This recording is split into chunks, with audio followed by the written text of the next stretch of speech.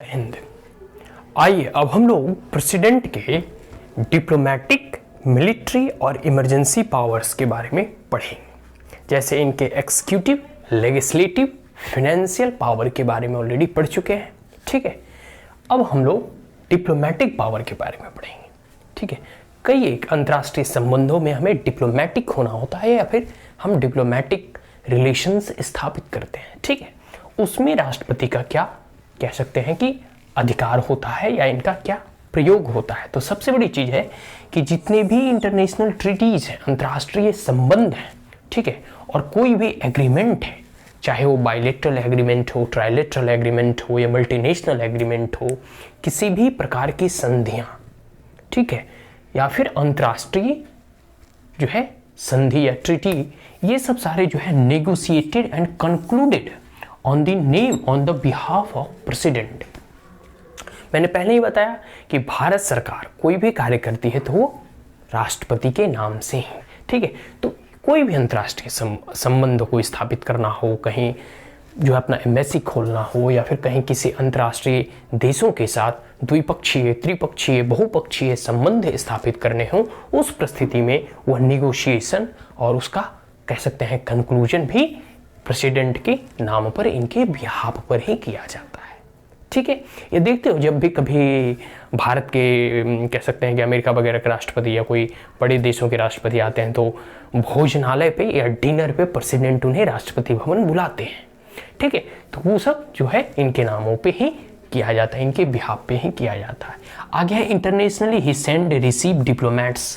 अंतर्राष्ट्रीय संबंधों में जो है इनका बहुत बड़ा योगदान होता है। इस पद का भी बहुत बड़ा गरिमा है क्योंकि ये फर्स्ट पर्सन ऑफ इंडिया है, प्रथम व्यक्ति हैं, राष्ट्रपति हैं, भले ही नॉमिनल हेड ही हो बट हेड तो हैं। ठीक है, ये जो है अंतर्राष्ट्रीय संबंधों में जो है ना एम्बेसडर वगैरह होते हैं, उसे वो दूसरे देशों में भेजते हैं। कई बार ये जो अपने दूसरे देशों के एम्बेसडर या एम्बेसी वगैरह में भारत में आते हैं तो ये रिसीव भी करते हैं। तो इनका काम जो है ना बहुत इंपॉर्टेंट है। इनके पद का जो है इनके डेजिग्नेशन का बहुत बड़ा महत्व है, एक गरिमामय पद है।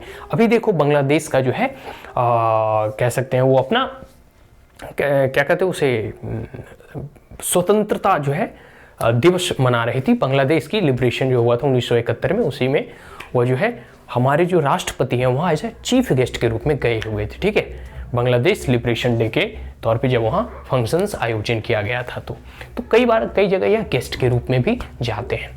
तो ये चीज़ें हैं, मतलब अंतर्राष्ट्रीय संबंधों में भी इनका रोल होता है, महत्व होता है। क्लियर हो गया। आगे मिलिट्री पावर को देखते हैं। मिलिट्री पावर, सुप्रीम कमांडर, ये सुप्रीम कमांडर होते हैं, मतलब तीनों सेना जो है ना, और सीडीएस, अब तो सीडीएस भी आ गए, उन सबके हेड ये होते हैं। इसलिए देखते हो जब भी गैलेंट्री अवार्ड दिया जाता है, वीर चक्र, शौर्य चक्र, परमवीर चक्र, ये सब अवार्ड सब के सब राष्ट्रपति के द्वारा दिया जाता है कि नहीं? तो ये सबके हेड है। नेवी, आर्मी मतलब जल सेना, थल सेना और वायु सेना, तीनों कमांडर के सुप्रीम कमांडर हैं। ठीक है, तो डिफेंस फोर्सेस ऑफ इंडिया, ठीक है, इसके सुप्रीम कमांडर है। एंड अपॉइंट, यह अपॉइंट करते हैं चीफ, जो भी आर्मी, नेवी और कह सकते हैं एयरफोर्स होते हैं, इसके चीफ को, इनके मुख्य को यही जो है अपॉइंट करते हैं। और किसी अन्य राष्ट्रों के साथ अगर युद्ध हो जाता है और किसी अन्य राष्ट्रों के साथ शांति विराम होता है तो इसकी घोषणा राष्ट्रपति के द्वारा ही किया जाता है।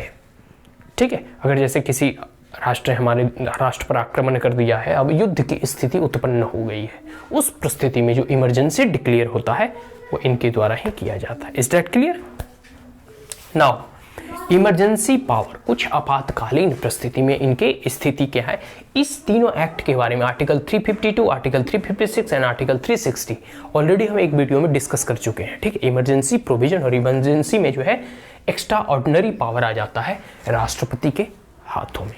पहला, आप लोगों को कुछ वीडियोस अवेलेबल होंगे शायद यूट्यूब पे, आप देख लेना किस प्रकार से इंदिरा गांधी ने राष्ट्रपति शासन लगाया था। ठीक, तो नेशनल इमरजेंसी, जब राष्ट्रीय स्तर पर कोई अन्य राष्ट्रों ने आपके राष्ट्र पर, मतलब हमारे राष्ट्र पर आक्रमण कर दिया हो या किसी भी प्रकार का कॉन्फ्लिक्ट हो गया हो अंतर्राष्ट्रीय लेवल पे, ठीक है, या फिर इंटरनल जो है कोई विद्रोह हो गया हो, उस परिस्थिति में नेशनल इमरजेंसी लगता है अनुच्छेद 352 के तहत।